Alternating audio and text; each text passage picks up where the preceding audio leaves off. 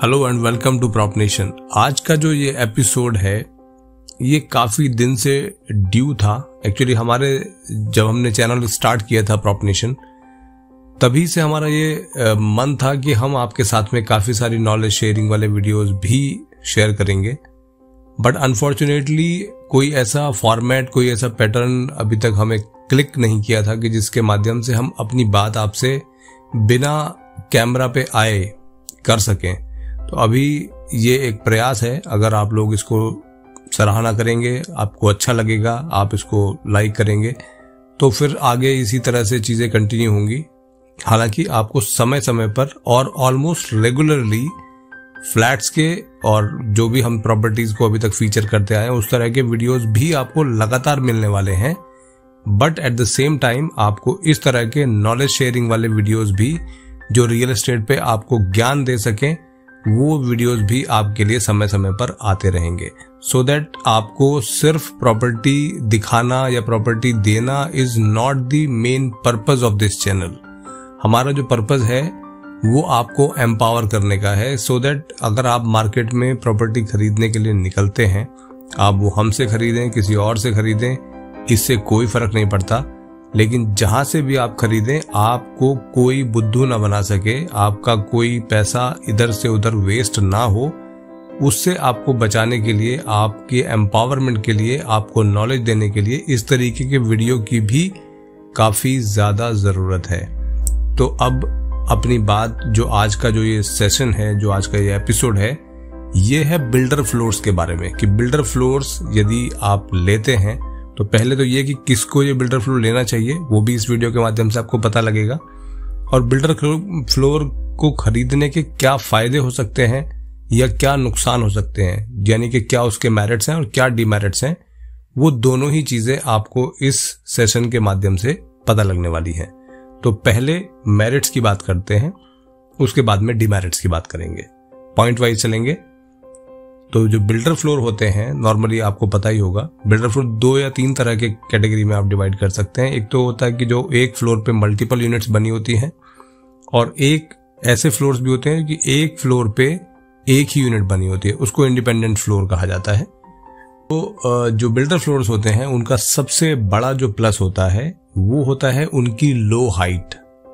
क्योंकि ऐसे बहुत सारे लोग होते हैं, ऐसे बहुत सारे प्रॉपर्टी बायर्स होते हैं जिनको हाइट इश्यूज होते हैं, जो ज्यादा हाइट पर नहीं जाना चाहते। जब प्रॉपर्टी खरीदने की बारी आती है तो उनकी जो मैक्सिमम चॉइस होती है वो 2-3 फ्लोर या फिर अगर बहुत हुआ तो 5 फ्लोर तक ही वो जाना चाहते हैं। तो ऐसे लोगों के लिए जिनको हाइट से प्रॉब्लम है उनके लिए बिल्डर फ्लोर एक अच्छा ऑप्शन है। तो लो हाइट होने के कारण से आपके पास, क्योंकि अगर आपको कोई टॉप फ्लोर भी देगा तो वो मैक्सिमम कितना होगा, 2 या 3 फ्लोर, तो ये उस मामले में आपका पर्पस इजीली सर्व कर देता है। जो नेक्स्ट इसका पॉजिटिव रहता है बिल्डर फ्लोर का, वो होता है वहां पर लगने वाली मेंटेनेंस। यानी कि जो एक मेंटेनेंस ली जाती है आपसे पर मंथ बेसिस पर, वो यहां पर या तो होती ही नहीं है, यानी कि आपको वो देनी ही नहीं होती, या फिर अगर वो आप पर लगती भी है तो वो बहुत ही ज्यादा नेग्लिजिबल अमाउंट होता है। यानी कि 500 से लेकर 1000 रुपीज पर मंथ भी शायद लगता नहीं है बिल्डर फ्लोर में। तो ऐसे लोग जिनको पर मंथ का मेंटेनेंस जो है वो काफी ज्यादा दर्द देता है, चुभता है, या फिर उनको वो नहीं देना है, तो उनके लिए भी बिल्डर फ्लोर एक काफी अच्छा ऑप्शन है। क्योंकि यहाँ पर आपको मेंटेनेंस पर मंथ उतना ज्यादा नहीं देना होता है या फिर देना ही नहीं होता। तो ये हमारा सेकंड पॉइंट हो गया। अब हम आते हैं थर्ड पॉइंट पर। थर्ड पॉइंट जो होता है बिल्डर फ्लोर के फेवर में जो जाता है वो ये होता है कि बिल्डर फ्लोर्स मोस्टली आपको फर्निश्ड कंडीशन में डिलीवर किए जाते हैं, जहां पर आपको किचन में पूरा वुडवर्क करके दिया जाता है, वार्डरोब्स बनाकर दिए जाते हैं, false ceiling, textured paint, lights, fan, झूमर, ये वो, मतलब क्या नहीं मिलता। आप जितना सोच सकते हैं एक घर में, उससे ज्यादा चीजें आपको एक बिल्डर फ्लोर में लगाकर दी जाती हैं। फर्नीचर ऑब्वियसली नहीं दिया जाता, बट जो एक फर्निश्ड आपका जो आप फर्निश्ड अकोमोडेशन जैसी होनी चाहिए वैसी अकोमोडेशन बनाकर आपको ऑब्वियसली बिल्डर फ्लोर्स में दी जाती है। तो ये थर्ड पॉइंट हो गया। अब फोर्थ पॉइंट जो है वो है आपको इनमें ज़्यादा स्पेस मिलता है। अगर आपने कभी मार्केट में प्रॉपर्टी खरीदने के लिए आप निकले हैं और अगर आप किसी अपार्टमेंट वाली सोसाइटी में जाते हैं तो वहाँ पर super area, built up area, carpet area, ये 3 तरह के एरियाज मोस्टली आपको देखने को मिलते हैं। तो जो उनमें गैप्स होते हैं वो काफ़ी ज़्यादा होते हैं। बिल्डर फ्लोर में ऐसा नहीं होता। बिल्डर फ्लोर में आपको जो एरिया बिल्डर कोट करता है मोस्टली वो कारपेट एरिया होता है और वो काफ़ी ज़्यादा होता है as compare to an apartment. तो काफ़ी अच्छा स्पेस आपको अंदर मिल जाता है, यानी कि यूनिट में जो कारपेट एरिया आपको मिलता है वो अपार्टमेंट्स के मुकाबले काफ़ी ज़्यादा मिलता है। तो यहाँ पर ये एक काफ़ी स्ट्रांग पॉइंट इसका बन जाता है। इसके अलावा इसमें जो हमारा नेक्स्ट पॉइंट जो होगा वो होगा आपको यहाँ पर प्राइस का बेनिफिट होता है, क्योंकि जो बिल्डर फ्लोर्स बनते हैं उसमें गवर्नमेंट से जो अथॉरिटीज़ होती हैं, जो कंसर्न अथॉरिटीज़, जैसे अपार्टमेंट्स बनते हैं तो उसमें काफ़ी सारी परमिशंस और काफ़ी सारे एनओसीज बिल्डर को ऑब्टेन करने होते हैं। उस कारण से आपके जो यूनिट्स होती हैं उनकी कॉस्ट काफ़ी ज़्यादा बढ़ जाती है। तो यहाँ पर बहुत सारी चीज़ें अप्लाई नहीं होती हैं, जैसे कि बिल्डर फ्लोर्स में रेरा की ज़रूरत नहीं होती है अगर वो प्लॉट साइज आपका छोटा है तो वो सारी चीज़ों में बिल्डर का समय भी बचता है और पैसा भी बचता है। तो उसका डायरेक्ट बेनिफिट आपको मिल जाता है, यानी कि आपको कॉस्ट यहाँ पर कंपैरेटिवली कम पे करनी पड़ती है। एक सेम लोकेशन पर यदि आप एक हाई राइज अपार्टमेंट खरीदेंगे और उसी साइज का यदि आप सेम कारपेट एरिया वाला यदि आप अपार्टमेंट परचेज करेंगे तो दोनों के प्राइस में अच्छा खासा डिफरेंस आपको देखने को मिलेगा। तो ये एक काफ़ी बड़ी चीज़ है जो आपको काफ़ी अच्छा बेनिफिट यहाँ पर मिल जाता है। और हमारा जो अगला पॉइंट है वो होता है यहाँ पर एक क्लोज्ड कम्युनिटी। तो ऐसे लोग जो शुरुआत से ही कॉलोनीज वाले स्ट्रक्चर में रहे होते हैं उनको एक वो मतलब आपस में मिलना जुलना ज़्यादा पसंद होता है, प्राइवेसी के उतने ज़्यादा कंसर्न्स नहीं होते, तो वो लोग यहाँ पर बड़े अच्छे से सरवाइव कर सकते हैं, क्योंकि यहाँ पर आपको एक क्लोज्ड निट कम्युनिटी जैसी माहौल मिलता है। क्योंकि अगर मान लीजिए एक फ्लोर पर 3 ही फैमिलीज रह रही हैं तो ऑब्वियस सी बात है उनमें अच्छे खासे रिलेशंस बन जाते हैं समय के साथ साथ। तो एक क्लोज्ड निट कम्युनिटी बन जाती है, उसका भी आपको बेनिफिट यहाँ पर मिलता है। सब एक दूसरे का ध्यान रख सकते हैं, अच्छे बुरे समय में एक दूसरे को सपोर्ट कर सकते हैं। और लास्ट पॉइंट जो है वो होगा हमारा जो सीलिंग की हाइट होती है। किसी भी स्ट्रक्चर में जो ग्रैंडनेस आती है, बड़ापन जो आपको लगता है, वो उसकी हाइट भी एक काफ़ी इम्पॉर्टेंट रोल प्ले करती है। तो यहाँ पर आपको जो हाइट होती है, सीलिंग हाइट, जो क्लियर हाइट कह लीजिए, आपका फ्लोर से लेकर सीलिंग तक के बीच का जो गैप है वो एक अपार्टमेंट के मुकाबले यहाँ पर ज़्यादा मिलता है। आपको हाइट ज़्यादा अच्छी मिलती है, उससे आपका काफ़ी अच्छा फील आपको अपने घर में आता है। तो ये सारे बिल्डर फ्लोर के मेरिट्स यहाँ पर हमारे हो जाते हैं कंप्लीट। इसके अलावा यदि आपको लगता है कि कुछ और भी इसके मेरिट्स होते हैं जो शायद हम नहीं उसको समझ पाए या हम शायद उसको नोटिस नहीं किया, तो आप उसको कमेंट सेक्शन में जाकर बता सकते हैं कि ये भी एक बिल्डर फ्लोर का मेरिट है, यानी कि उसका एडवांटेज है। तो ज़रूर वो आप हमें नोटिफाई कीजिएगा, बहुत अच्छा लगेगा, बाकी लोगों को भी इससे कुछ ना कुछ मदद होने वाली है। अब हम बात करेंगे, क्योंकि हर चीज़ में जैसे अच्छाइयाँ होती हैं तो कुछ बुराइयाँ भी होती हैं, तो ऑब्वियसली बिल्डर फ्लोर के भी काफ़ी सारे डीमेरिट्स होते हैं, बल्कि यदि हम देखें तो मेरिट्स से ज़्यादा डीमेरिट्स होते हैं। सबको तो हम कवर नहीं कर रहे हैं, बट जो मोस्टली हमको लगे उनके बारे में हम यहाँ पर बात करने वाले हैं। तो यहाँ पर भी हम पॉइंट वाइज ही चलेंगे अब, क्योंकि बिल्डर फ्लोर्स बनते हैं छोटे प्लॉट्स पर। तो देखिए, किसी को बड़ा या छोटा दिखाने का हमारा कोई पर्पज नहीं है। We are keeping our stand neutral, कि हम बिल्कुल एकदम न्यूट्रल रह के बात कर रहे हैं, किसी को ऊंचा या नीचा बताने का हमारा कोई उद्देश्य नहीं है। जो बिल्डर फ्लोर बनते हैं वो बनते हैं छोटे प्लॉट्स पे। तो एक ऑब्वियस सी बात है, एक हाई राइज अपार्टमेंट वाली जो सोसाइटी, बड़ी सोसाइटी बनती है, वो कोई बड़ा बिल्डर बनाता है, और बिल्डर फ्लोर्स नॉर्मली छोटे बिल्डर्स बनाते हैं। छोटे बिल्डर का मतलब ये है कि वो साइज में छोटे होते हैं, यानी कि उनका जो कैपेसिटी है उसको हम नहीं कह रहे हैं। जो प्लॉट का साइज है वो छोटा ही है, ऑब्वियस सी बात है, तो वहां पर वो जो डिजाइन्स होते हैं, जो लेआउट्स होते हैं, वो उतनी बड़ी बड़ी एजेंसीज को या उतने बड़े बड़े आर्किटेक्ट्स को वो हायर नहीं कर सकते जितने बड़े आर्किटेक्ट्स या एजेंसीज को कोई एक अपार्टमेंट बनाने वाली कंपनी या ऑर्गेनाइजेशन या फर्म हायर कर सकती है। तो यहाँ पर जो आपको डिजाइन्स मिलते हैं यूनिट्स के, वो गलती से किसी से अच्छा बन जाए तो एक अलग बात है, बट मोस्टली वो एक अनप्रोफेशनल लोगों द्वारा बनाए गए डिजाइन्स जैसे ही होते हैं और वो आपको फील भी आता है। तो यहाँ पर जो आपके डिजाइन्स होते हैं, जो लेआउट्स होते हैं, मोस्टली वो आपको अनप्रोफेशनल तरीके से बनाए गए मिलते हैं। तो यदि आपको प्रोफेशनल डिजाइन चाहिए तो फिर आपको शायद ये बिल्डर फ्लोर्स पसंद नहीं आएंगे। तो ये हमारा पहला डीमेरिट हो जाता है, जो कि ये काफी ज्यादा इंपॉर्टेंट होता है, क्योंकि आपको जो स्पेस मिल रहा है, स्पेस आपको ज्यादा जरूर मिल रहा है, बट स्पेस का ऑप्टिमाइजेशन हर यूनिट में होगा ऐसा आवश्यक नहीं है। तो ये आपको देखना है कि आपको किस पर जाना है, क्या चीज आपके लिए ज्यादा इंपॉर्टेंट है। अब जो सेकंड पॉइंट आता है, सेकंड पॉइंट है कि अगर मान लीजिए एक फ्लोर पे एक ही यूनिट बनी है तब भी, और यदि मल्टीपल यूनिट बनी है तब तो फिर समझ लीजिए कि कुछ यूनिट्स ऐसी होंगी जो फ्रंट पे होंगी और कुछ यूनिट्स बैक पे होंगी। तो जो यूनिट फ्रंट पे होंगी उनमें तो फिर भी आपको सनलाइट या कुछ व्यूज या फिर वेंटिलेशन शायद मिल जाए, बट जो बैक वाली यूनिट्स होती हैं उनमें तो बिल्कुल भी रोशनी नहीं जाती, हवा नहीं जाती, और वहां से दिखना तो कुछ है ही नहीं आपको। मतलब इट्स लाइक कि आप दिन भर काम कीजिए और रात को जाकर अगर आपको सिर्फ अपने घर में सोना है तो ही आप वो बैक वाली यूनिट्स में सरवाइव कर सकते हैं। अदरवाइज यदि किसी को दिन में वहां पर रहना है तो उसके लिए वो दिन भी रात जैसा ही बीतने वाला है।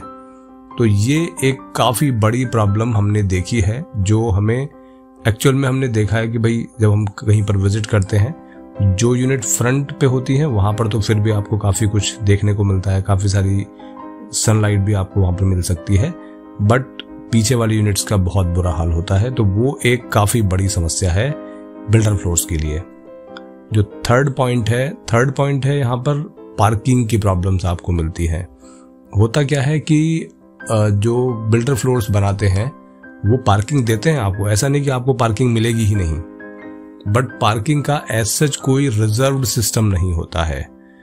वो आपको पार्किंग के लिए स्पेस दे देते हैं बनाकर कि अगर 3 यूनिट्स हैं तो हो सकता है कि आपको 4 पार्किंग मिल जाए या 5 पार्किंग मिल जाए, बट क्योंकि किसी का कोई रिजर्व नहीं है तो कोई कहीं पर भी गाड़ी खड़ी कर सकता है, और क्योंकि कोई गवर्निंग बॉडी यहाँ पर नहीं होती है तो वो पार्किंग उल्टी सीधी भी कर दे, आपकी गाड़ी के पीछे लगा दे, तो फिर आपको उसको 1 to 1 जाके बात करनी ही पड़ेगी। यदि आपके संबंध अच्छे हैं तो फिर तो ठीक है, फिर तो शायद ऐसा होगा ही नहीं, लेकिन अगर संबंध अच्छे नहीं है तो then there is a problem. आपको फिर वो रोज फेस करनी पड़ेगी, क्योंकि आप रोज वहां पर रहने वाले हैं, रोज आपको फेस करनी पड़ेगी क्योंकि रोज आपको वहीं पर रहना है। अब ये 3 पॉइंट हो चुके हैं। जो 4th पॉइंट है वो है प्राइवेसी इश्यूज। अब कई लोग ऐसे हो सकते हैं जिनको वो क्लोज नेट कम्युनिटी में रहना शायद पसंद ना हो और वो गलती से बिल्डर फ्लोर में चले जाएं। तो क्योंकि वहां पर 3 फैमिली या 6 फैमिली या 8 फैमिली जितनी भी रह रही हैं, तो वो एक क्लोज्ड नेट कम्युनिटी की तरह से रहते हैं। तो सबको सबके घर में क्या चल रहा है मोस्टली ये पता होता है कि भैया उसके यहाँ पे ये हो गया, आज उसके यहाँ पर ऐसा हुआ है, उसके यहाँ ये आया, उसके यहाँ वो गया। तो अगर उस तरह के इश्यूज आपको मतलब नहीं चाहिए अपनी लाइफ में, तो बिल्डर फ्लोर आपके लिए नहीं है। ये आपके लिए फिर एक डीमेरिट की तरह ही काउंट होगा। तो प्राइवेसी इश्यूज भी बिल्डर फ्लोर्स में होते हैं। अब जो नेक्स्ट पॉइंट है, जो कि 5th पॉइंट है हमारा डीमेरिट्स के नंबर में, वो है लैक ऑफ अमेनिटीज। आप जो बिल्डर फ्लोर लेते हैं उसमें आपको एज सच कोई अमेनिटीज देने का स्कोप ही नहीं होता है। बिल्डर यदि चाहे भी तो वो आपको कुछ अमेनिटीज वहां पर ऑफर नहीं कर सकता है। अमेनिटीज जो नहीं मिलती हैं आपको, जैसे कि आपको ना तो वहां पर कोई पार्क मिलने वाला है, आपके कंपाउंड में तो पार्क नहीं होगा ना, बाहर हो सकता है, बट मोस्टली बिल्डर फ्लोर्स में आपको मतलब वो भी नहीं मिलता है। पार्क भी आपको आसपास कहीं जाना पड़ेगा टहल के, बट आपके यूनिट के आसपास हो ऐसा जरूरी नहीं है। प्लस आपको वहां पर सिक्योरिटी के कंसर्न होंगे, क्योंकि सिक्योरिटी गार्ड आपने अगर रखेंगे तो ऑब्वियस सी बात है कि 3 ही फैमिलीज वहां पर रह रही हैं और एक सिक्योरिटी गार्ड आज की डेट में 10-12 हजार रुपए तो ले ही लेता है। तो 10-12 हजार रुपए को आप डिवाइड कर लीजिए 3 में, तो आपकी जो मेंटेनेंस आप बचा रहे हैं वो एक्चुअली में आपकी मेंटेनेंस खाली सिक्योरिटी में ही बराबर हो जाती है। तो एक सिक्योरिटी का इशू है। अगर आप वो रखते हैं तो आपका मेंटेनेंस आ गया, और यदि आप नहीं रखते हैं तो आपको सिक्योरिटी का इशू आ गया। तो मतलब ये भी आपके लिए एक डीमेरिट के तौर पे ही काउंट होगा। प्लस वाटर सप्लाई की प्रॉब्लम। अब क्योंकि वाटर सप्लाई के लिए आपको बिल्डर मोटर लगा के देगा, उसके स्विचेस लगा के देगा, ऊपर टैंक्स लगा के देगा, बट उसमें फिर वो आपको खुद से चलाना है। कौन चलाएगा, किसने कब चलाई, किसने कितनी चला ली, बिल का डिस्ट्रीब्यूशन कैसे होगा, वो रियल टाइम में आपको प्रॉब्लम्स आती हैं। वो एक काफी चैलेंजिंग काम होता है। जो लोग बिल्डर फ्लोर में रहते हैं वो शायद इस बात से एग्री करेंगे। यदि बिल्डर ने सिस्टम ठीक से बना दिया कोई तब तो ठीक है, बट अदरवाइज अगर उसने नॉर्मल कुछ भी बना के आपको दे दिया उल्टा सीधा, तो वो आपके लिए बहुत ज्यादा कष्टदायी होने वाला है। इसके अलावा आपको पावर के इश्यूज आएंगे, क्योंकि वहां पर कोई पावर बैकअप की फैसिलिटी आपको नहीं मिलती है। लिफ्ट अगर वो बिल्डर लगा के भी देता है तो उसको, क्योंकि लिफ्ट की मेंटेनेंस काफी ज्यादा हाई होती है, उसकी एएमसी आपको देनी होगी, उसके मंथली मेंटेनेंस जाती है उसकी। बेशक आप उसको पे एनुअली करेंगे तो मेंटेनेंस जो है उसकी, अब नीचे के फ्लोर वाले लोग बोलेंगे कि भाई हम तो इसको यूज ही नहीं करते हैं तो हम इसका मेंटेनेंस क्यों दें, या इसकी जो एएमसी जा रही है उससे हमारा क्या मतलब है। तो अगेन वो आपके ऊपर एक बर्डन हो जाता है। यदि आप लिफ्ट नहीं लगवाते हैं तो आपके कॉम्प्लेक्स की या आपके कंपाउंड की वैल्यू वैसे ही कम हो जाती है। तो ये भी एक प्रॉब्लम है।